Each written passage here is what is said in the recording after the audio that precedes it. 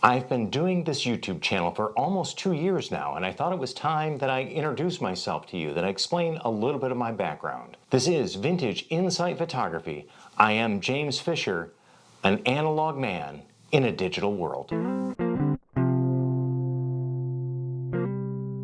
Photographic images and imagery have always kind of intrigued me. When I was a kid, I remember I had this plastic camera. I got it, I think, from the drugstore. Cost a couple of bucks, took 127 roll film, and I would shoot some photographs of our dogs or different things with it. Later on in life, I would have been about 11 or 12 years old.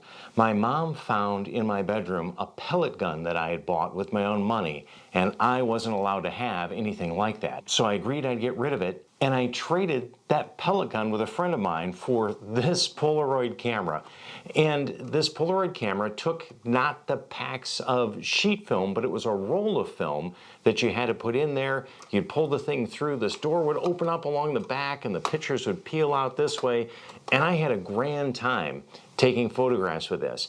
The only place in town where we lived that sold the film for this was a store that they made eyeglass lenses for optometrists, but they also sold film and all the chemistry for darkroom. It was a little town that was the only shop in town that had that stuff. So every time I went in and bought this film, I would see the chemistry behind and think about the magical properties it must have. During that time, I used to go to the library a lot. I would ride my bike. It was just a few blocks down from our house where we lived, and I would check out the books, the kind of young teen or tween books, and I came across this book called Shutterbug, and it was about a young guy about my age, maybe a couple years older at that time, who was an athlete and then got injured, and his dad gave him a camera, and he learned that he loved taking photographs, how to develop and process the film himself. I got so intrigued by this book, I started looking around for things that I could do this way. I didn't really have a real camera at that point, but I thought I could make an enlarger to enlarge the photographs, and I did.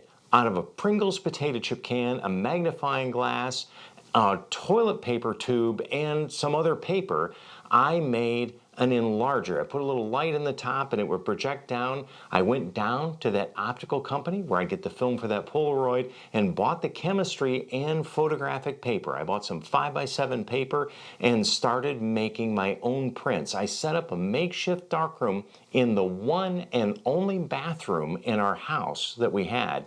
And I remember my mom would come home from work and she would want to use the bathroom and I was in there. So that didn't always play out so well. So my parents helped me set up a darkroom in the basement, and I started doing a lot of different photographs and a lot of different things that way. My dad was very, very supportive of my endeavor into photography, and we found an ad in the shopper's guide about a camera that was for sale, and it was this Calamar 660, which is a medium format camera. It came with 3 lenses, so this one lens that's on it, the 80mm normal lens, and 2 other lenses, a wide angle lens and a 150mm portrait lens. And he bought it for me. We went to the lady's house and looked it all over, and he bought it.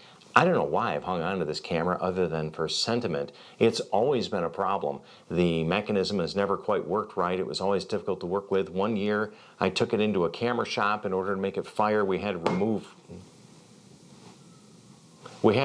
the whole mechanism that fired any type of strobe, and then we went ahead and took the cold shoe off the side of it that would hold a strobe. But I still have it. In fact, I took this out on an adventure in one of the YouTube vlogs, and I'll put that link right there.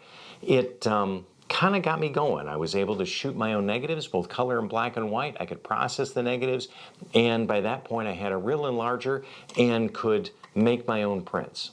Shortly after that, my dad started planning a trip with some of his buddies, a flying trip to Alaska, and he decided he needed a good camera. So he started asking my advice as to what he should get and what would be a good camera to take. He and I went up to a camera shop up in Battle Creek, Michigan, Norman Camera, and looked everything over. And the fact that it was just going to be guys in little 4-passenger airplanes, they were going to take 2 airplanes up, and what they're going to pack was very small. The salesman at the camera shop recommended a little smaller 35mm SLR camera because my dad wanted to be able to have a telephoto lens and different things. And so we ended up getting, he took me with him to help pick all this out, an Olympus OM1. This is not that original OM1. This is a camera that I picked up just recently at an estate sale I went to, and I am thrilled to have it. It just feels like magic in my hands. But I quickly adopted this camera as my own and began doing quite a bit of photography with this Olympus OM1. And that leads me into schooling and my first formal training in photography. By this point, I'm in high school, and our high school had a vocational center it was affiliated with, sort of like a trade school for high school age students. One of the programs that they had was visual communications, which was photography, commercial art, and printing. The classes started in my junior year of high school. I would attend high school classes for half the day and then go to the Career Center for the other half of the day. This was an era long before there was digital anything. We learned every aspect of what it would take to survive and work in any type of a visual communications type business. A print shop, a commercial art studio, a photography studio, that would lead you into a magazine, a newspaper, any type of real job function that existed in that era. In the printing section of the school, we actually set hot lead type. We had a proportional typewriter that we would type stuff out on, and a letterpress printing, as well as offset printing that we learned. We learned how to tear down printing presses, how to put them back together, how to ink them, how to clean them, everything about the aspects of commercial printing. And then commercial art. We learned all that we could about commercial art, from how to do illustration, to how to do hand lettering, how to cut rubylith to separate things out of the background. Anything that you would have to do in this totally non-digital era of how to prepare images or prepare anything to be printed. And then, of course, what I was there for, and that was photography. And photography in that era was all film, and our school was all black and white film. We did large format and medium format photography, so everything we did at the school was either in 4x5 sheet film or 120 roll film. We learned still life, we learned commercial photography, and we learned some portraiture and portrait lighting. In this school, we had an absolutely gifted instructor, and that was Dick Aldrich. We all called him Mr. A. And Mr. A had owned a business called Photographics. His business was actually in tandem with a print shop. So he would do all the photography and the commercial art prep, and the print shop would do all the printing. He was one of the most qualified and gifted teachers that I have ever had the experience to learn from. What an incredible base of knowledge in all of this. Every person that I've talked to who went through his class has just incredible memories and crystal clear memories of that era. I've got a couple photographs up of Dick Aldrich, Mr. A, with some students, none with us. I think it's the shoemaker's kids syndrome, where the shoemaker's kids never have good shoes. I can find no photographs of my era, those couple years that I attended the Career Center with Mr. A as an instructor. These are years just before I would have attended. I've even contacted my classmates that went through these classes with me. None of us have any images of this era. Now, Mr. A taught me a few very, very important things. One, he said, it's not the camera, it's what's 6 inches behind it that matters. And the other was about how to see photographs, how to see that imagery, actually learning how to see in 2 dimensions rather than 3 dimensions. He did not like color photography. He said you could get away with so much with color because color is color is color is color. It would hide the flaws in your composition and in what you did. So everything we did in school had to be in black and white. In my senior year in high school, that second year attending the Career Center, I was selected for what was known as OJT, or on-the-job training. Instead of going to class during those hours, I would actually report to the local newspaper and be their staff photographer. One of the women who was there, who wrote articles and also did some photography, was approached by someone and asked if she could photograph their wedding. She didn't feel she was qualified, and she recommended me to do that job. That was my first paid gig ever as a professional photographer. I photographed that wedding. I learned a lot. I learned a lot about what to do, what actually happens, and how to trust your equipment. I then started studying in depth about what it took to be a wedding photographer.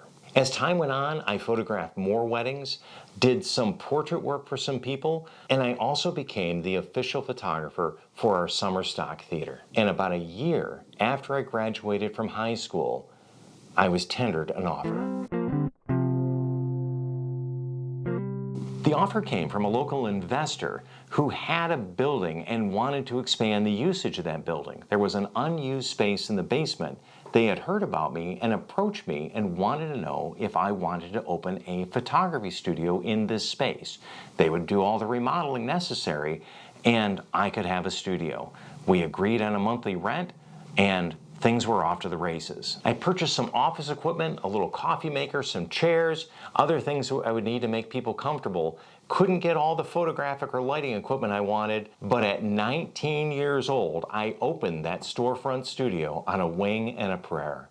Ironically, this building, one of the first mansions built in Coldwater, Michigan, was directly across the street from a building that was a photography studio and had been a photography studio since 1906. The son and daughter-in-law of the original photographer still owned the building, but they had retired and were renting the space to another photographer. As luck would have it, that business partnership soured, they split up, and the building was vacant. I contacted the owner and offered to move into the building. It was really a slow start for the first couple of years. I had no idea how to run a business and really no idea how to run a photographic business. One day, a lady came in.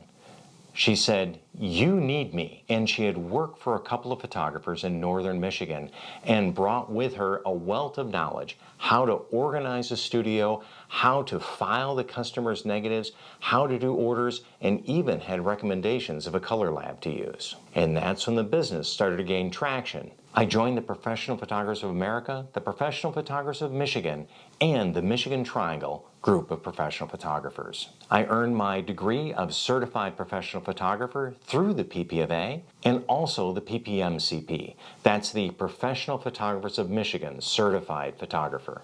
As my skills increased, so did my business. Soon I was photographing over 300 high school seniors a year. I feel incredibly blessed.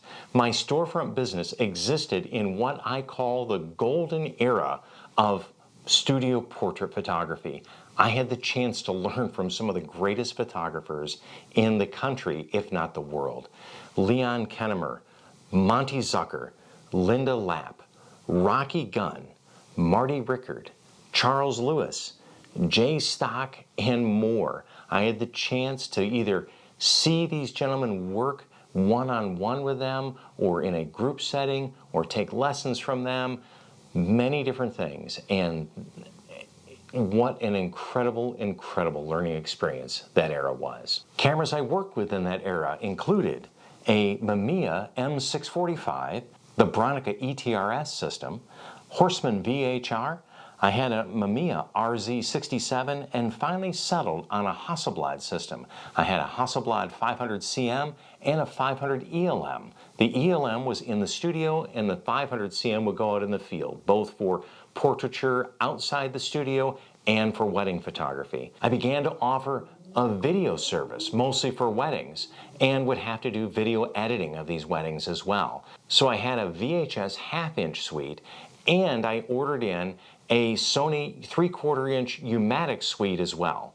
We had to have time-based correctors in those era, the video machines that have to do pre-roll.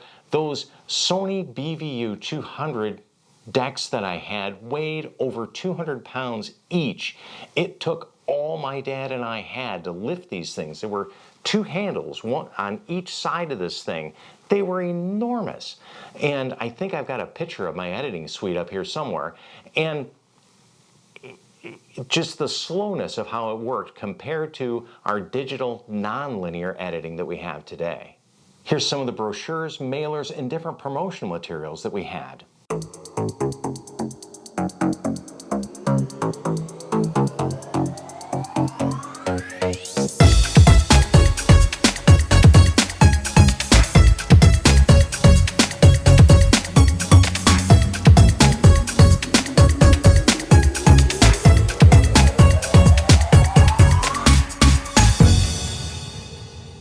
even have a copy of the one and only television commercial that was produced for my studio, preserved on VHS tape. And here now you can see that.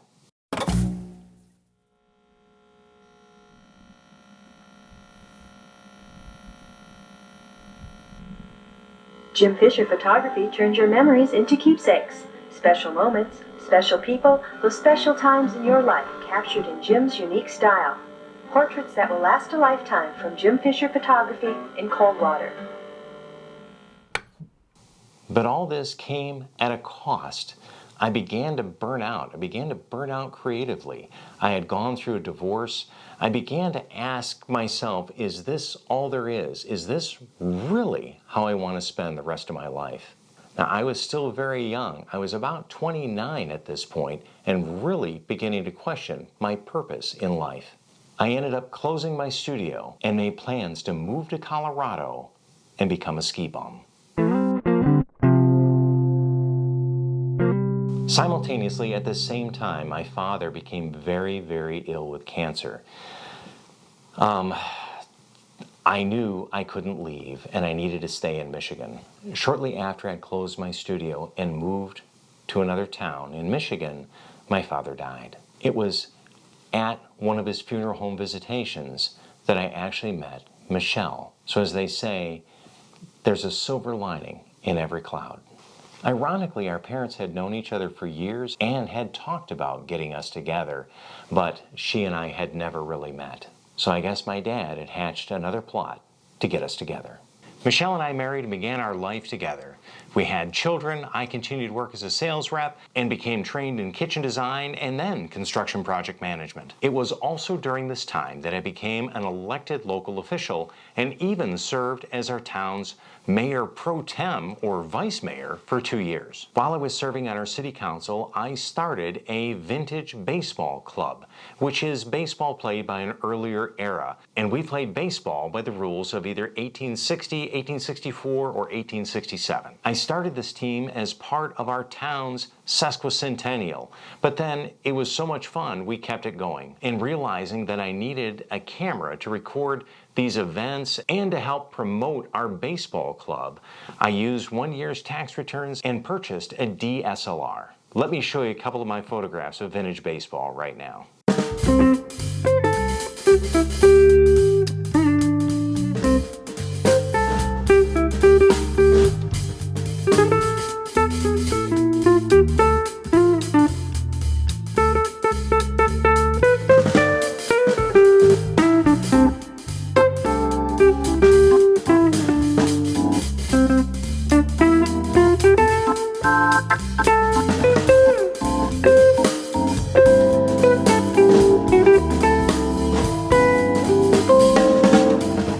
In another video, I had mentioned and actually have shown my friend Gary and his Fujifilm X100F.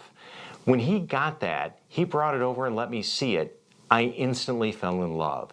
The analog details of that camera, the actual tactile dials and how it worked, I was smitten and had to purchase a Fujifilm camera of my own. Luckily, it was just before Michelle and my 25th wedding anniversary, and we had planned a trip to Ireland to celebrate our 25th anniversary, and my Fujifilm X-E2 was by my side to help record all the memories of that incredible trip. I started wondering if I could work professionally again and started building a small portfolio for stock photo companies. And then in 2020, something interesting happened. The pandemic. We all had extra time and I started watching a lot of photographers on YouTube. And I wondered, is that something I could do? I absolutely fell in love with this medium of communication, with the whole YouTube community of photographers. And I perceived there was a bit of a gap. There weren't many of us who were trained in the analog era and had fully embraced digital photography. So I wondered if I had what it takes to make a YouTube channel, share my experience and knowledge, and make something that's entertaining and that people would want to watch. So it was in June and July of 2020 that I filmed my very first video, and I'll show a clip of that right here. I don't think with this shot you'll be able to see the sunrise coming up. Let's see if I can make it. There we are. Kind of get an idea a little bit of what's happening this morning, kind of what we're photographing. Set up for, we've got a 60-second exposure happening this morning, and so I'm trying to get the water smoothed out a little bit. So I got the camera set up on a 2-second timer, so delay. So we'll see how we go. What a spectacular, spectacular morning and sunrise. Beautiful way to get the day going. That video was my proof of concept. Is this something that I could do? I had some not so great camera work, really poor audio work, and some mediocre editing. But I had an absolute ball, and I knew I had to keep continuing to make these videos. And then, in 2021, Michelle and I took what we called our epic road trip. We drove from Michigan to Arizona and back. We took 2 weeks, and it was in these 2 weeks that we hatched a plan. We never really know what the future holds, but let's just say Michelle and I love to travel, and the future plans for this channel are going to involve more travel, and I mean a lot more travel. That's where we're headed. But none of this is possible without you, and I really want to thank each and every one of you for joining us on these adventures, for being with us on this grand trip, and your support for this channel. I'm James Fisher. This is Vintage Insight Photography, and we'll catch you again soon.